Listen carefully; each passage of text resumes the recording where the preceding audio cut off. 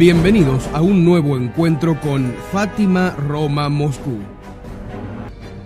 Para comprender a fondo el significado de la devoción al Inmaculado Corazón de María, hay que remitirse nuevamente a la historia de la Iglesia.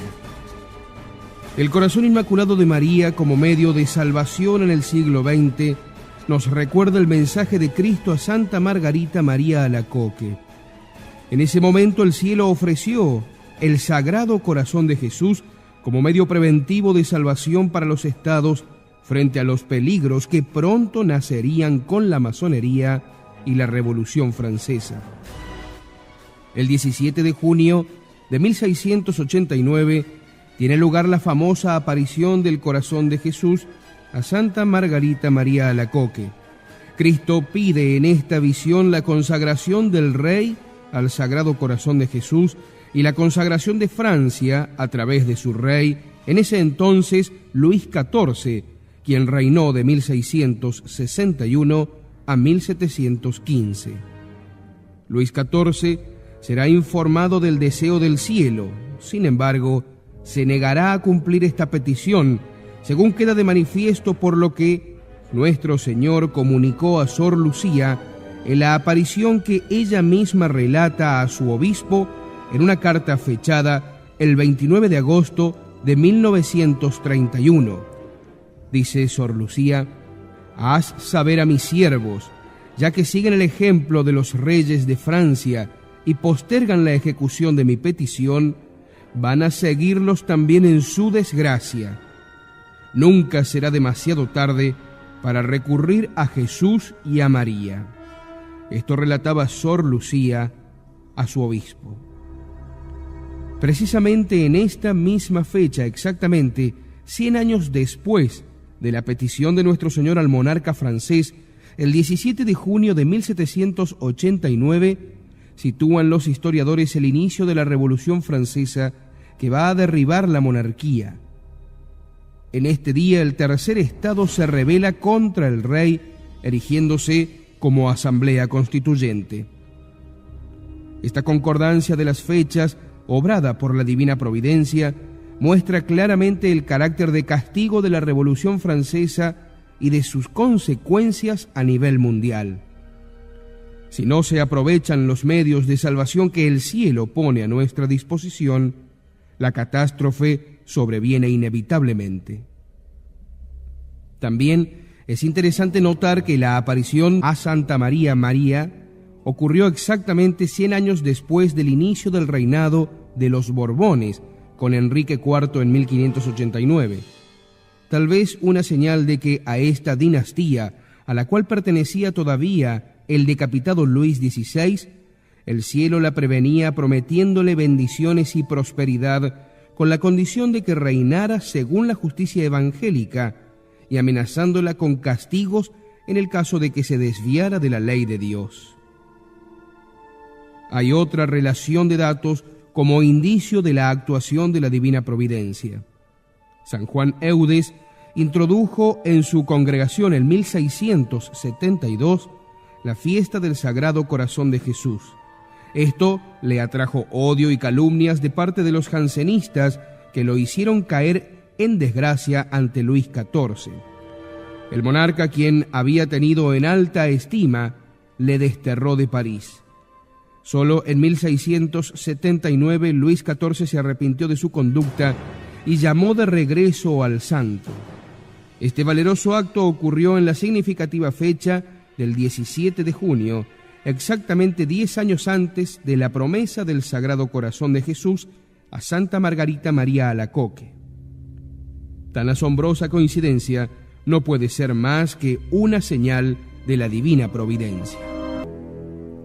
Así como Cristo exigió en el siglo XVII, a través de Santa Margarita María Alacoque, la consagración de Francia, así también en el siglo XX el cielo ha pedido la consagración de Rusia al Inmaculado Corazón de María.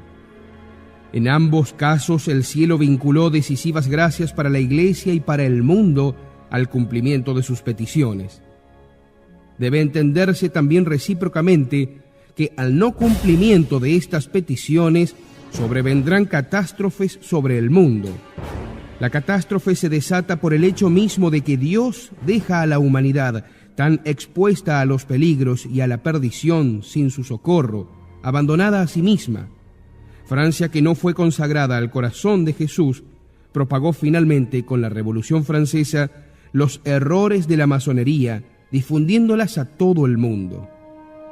De manera similar, debía Rusia, no consagrada, propagar los errores del comunismo por el mundo entero.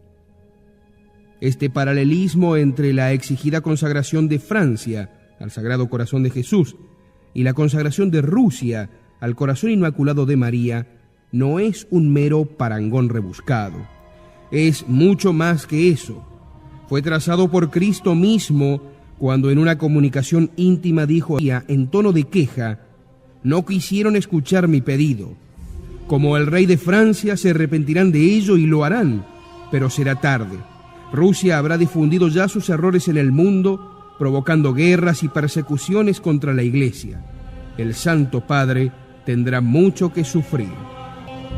Cabe aquí señalar también una interesante coincidencia de fechas con la cual el cielo quiere remarcar el paralelo citado. Margarita María Alacoque fue canonizada el 13 de mayo de 1920, fecha aniversario de la primera aparición de Nuestra Señora en Fátima. La resonancia es elocuente, ya que en aquella época esa fecha no pudo haber sido elegida deliberadamente. Desde 1864 se han sucedido frecuentes y casi ininterrumpidas peticiones dirigidas a la Santa Sede, solicitando la consagración del mundo al Inmaculado Corazón de María. No cabe duda que de haber cumplido Pío XI con los pedidos de la Madre de Dios en Fátima, se habría suscitado un inmenso movimiento de devoción mariana.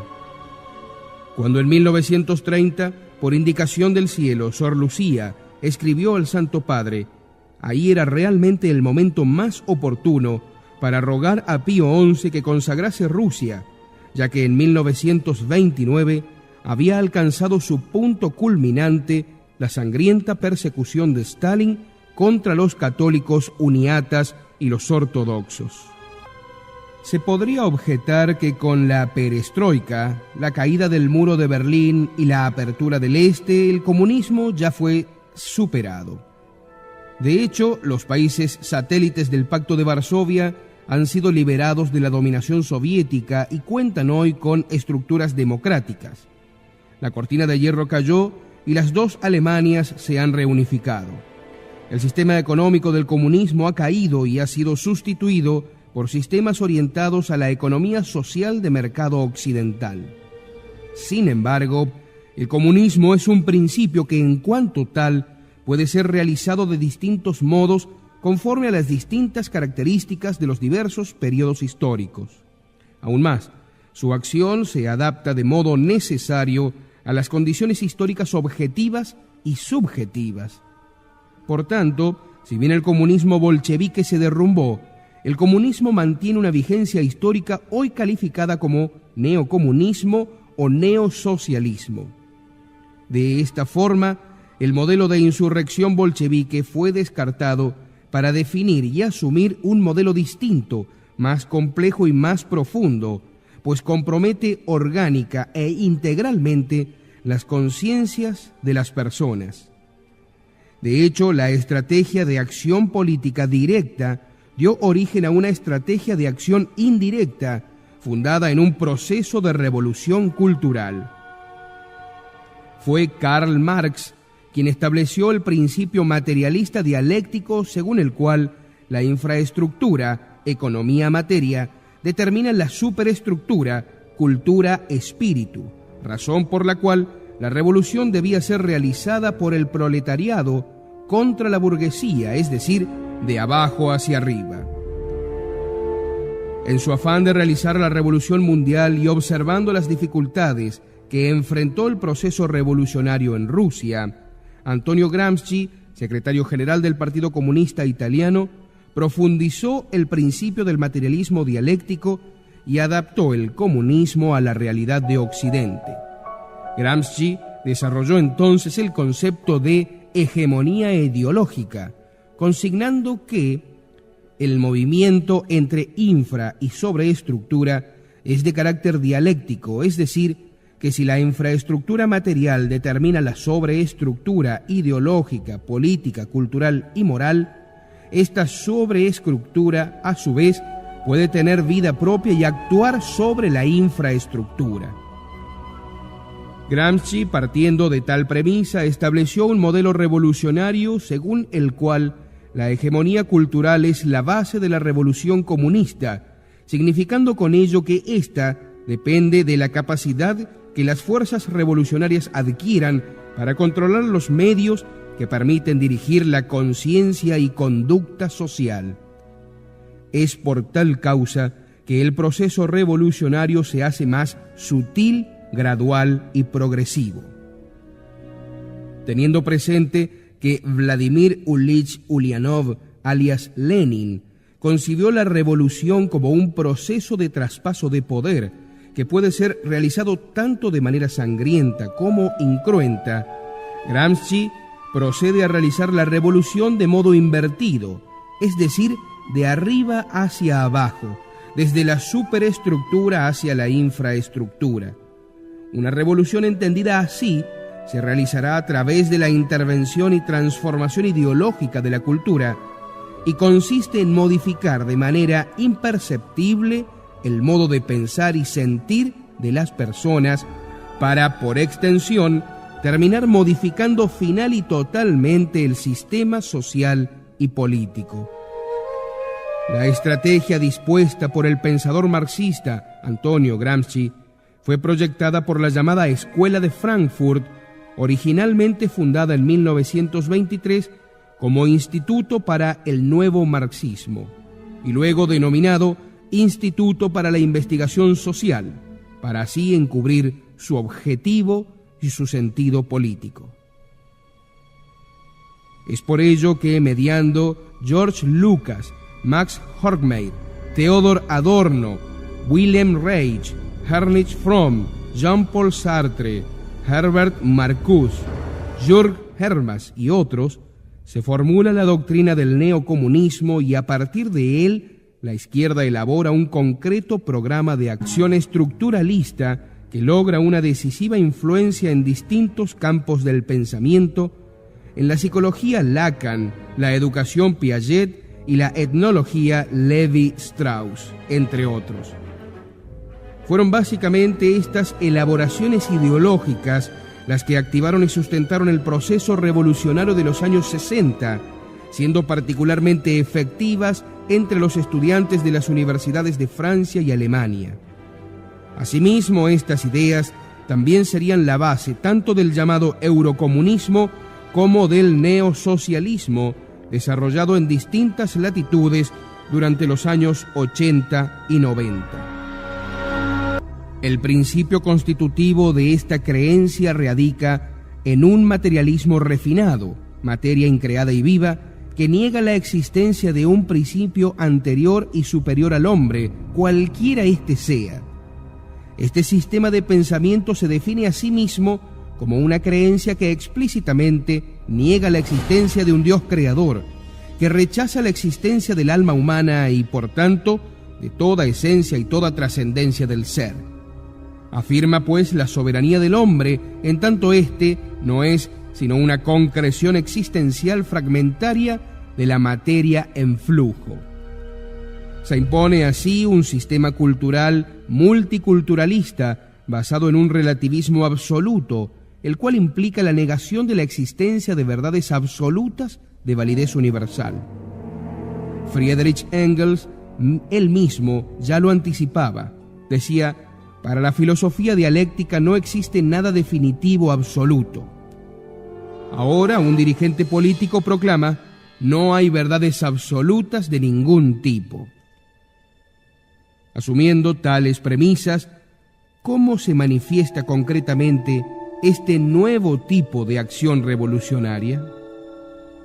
La aplicación de este sistema filosófico-político procura generar un ánimo hostil contra todo tipo de autoridad, expresándose esto en una conducta de deliberada resistencia y rebeldía ante la creencia de Dios, contra la institución de la Santa Iglesia, cuya reputación se degrada sistemáticamente, contra el Estado, cuya autoridad se denigra constantemente, contra el orden en la familia, donde se socava la autoridad de los padres, contra el orden en la escuela, donde se limita la autoridad de los profesores, y en definitiva, contra toda forma de jerarquía y orden en la vida social.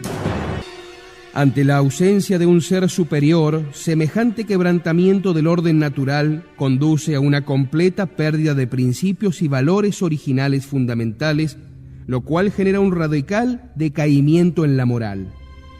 Bajo pretexto de educar en un uso más responsable de las fuerzas procreativas, se desencadenan las pasiones en los niños y adolescentes a través de una educación sexual estatal en los colegios. A través de los medios de comunicación se derriban todos los tabúes, corrompiendo el ideal de la santa pureza, de la inocencia y la virginidad, gestando un ambiente de impureza omnipresente. Así se aplica en nuestra época, al pie de la letra, la estrategia lanzada por Lenin y comprimida en la siguiente frase a menudo citada: si queremos aniquilar una nación, debemos aniquilar antes su moral. Luego, esta nación caerá en nuestro regazo como fruto maduro. Interesad a la juventud en la sexualidad y os apoderaréis de ella sin dificultad. Se disuelve la institución de la familia con la legalización del divorcio. Asimismo, se promueve tanto el trabajo de la mujer para apartarla del hogar como la asistencia en jornada completa de los niños al colegio. La razón de ello la evidenció claramente Olaf Scholz, entonces secretario general del Partido Socialista de Alemania, cuando refiriéndose a la jornada escolar completa, a la cual estima insuficiente, y a los preescolares y maternales sostiene: queremos alcanzar con ello una revolución cultural, queremos conquistar el espacio aéreo sobre las camas de los niños. Para impedir la existencia de familias numerosas, se implantan programas de control de natalidad. En este mismo sentido, también se promueve el matrimonio entre personas del mismo sexo, concediéndole incluso el derecho de adopción de menores. A fin de provocar una destrucción del sistema social, se introduce un igualitarismo radical, proyectado en la teoría de género según la cual el ser humano es determinado exclusivamente por la colectividad y no por su naturaleza masculina o femenina. Esta idea se refleja también en un feminismo extremo. En definitiva, el neocomunismo proclama el empoderamiento del hombre y en términos de que es ahora él, por sí y ante sí, quien domina su cuerpo y determina su destino. Así, dando cuenta de una contradicción fundamental, por una parte rechaza la pena de muerte al negar a cualquier autoridad el derecho a determinar sobre la vida del hombre, pero por otra, sin más, reclama el irrestricto derecho a practicar el aborto y la eutanasia. Siguiendo el principio marxista de revolución permanente y el principio leninista de revolución ininterrumpida, e indicando que el gran salto no es económico sino político-cultural, el neosocialismo sentencia explícitamente: tiempos de cruzada, sin plazos, la meta es transformar de raíz la mentalidad. Aquí concluimos este encuentro con Fátima Roma Moscú. La consagración de Rusia al corazón inmaculado de María aún está pendiente. Este estudio del padre Gerard Moore. Hasta un próximo encuentro. Agosto de 1931. Dice Sor Lucía: haz saber a mis siervos, ya que siguen el ejemplo de los reyes de Francia y postergan la ejecución de mi petición, van a seguirlos también en su desgracia. Nunca será demasiado tarde para recurrir a Jesús y a María. Esto relataba Sor Lucía a su obispo. Precisamente en esta misma fecha, exactamente 100 años después de la petición de Nuestro Señor al monarca francés, el 17 de junio de 1789, sitúan los historiadores el inicio de la Revolución Francesa que va a derribar la monarquía. Tal vez una señal de que a esta dinastía, a la cual pertenecía todavía el decapitado Luis XVI, el cielo la prevenía prometiéndole bendiciones y prosperidad con la condición de que reinara según la justicia evangélica y amenazándola con castigos en el caso de que se desviara de la ley de Dios. Hay otra relación de datos como indicio de la actuación de la divina providencia. San Juan Eudes introdujo en su congregación en 1672 la fiesta del Sagrado Corazón de Jesús. Esto le atrajo odio y calumnias de parte de los jansenistas que lo hicieron caer en desgracia. Ante Luis 89 tiene lugar la famosa aparición del Corazón de Jesús a Santa Margarita María Alacoque. Cristo pide en esta visión la consagración del rey al Sagrado Corazón de Jesús y la consagración de Francia a través de su rey, en ese entonces Luis XIV, quien reinó de 1661 a 1715.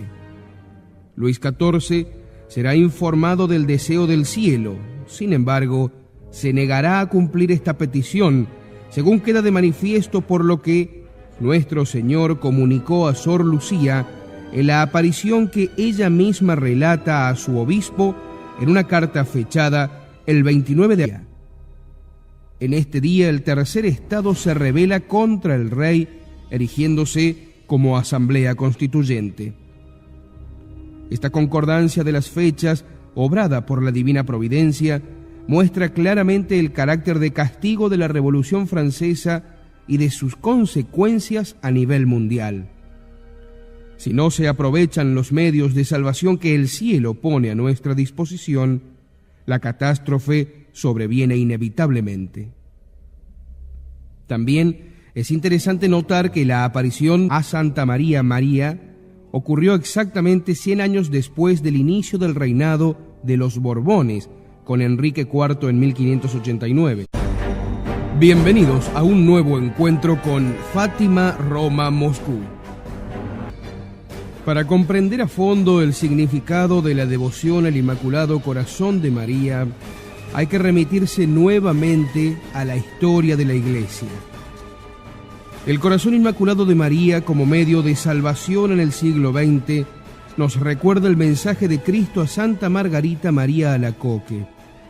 En ese momento el cielo ofreció el Sagrado Corazón de Jesús como medio preventivo de salvación para los estados frente a los peligros que pronto nacerían con la masonería y la Revolución Francesa. El 17 de junio de 1600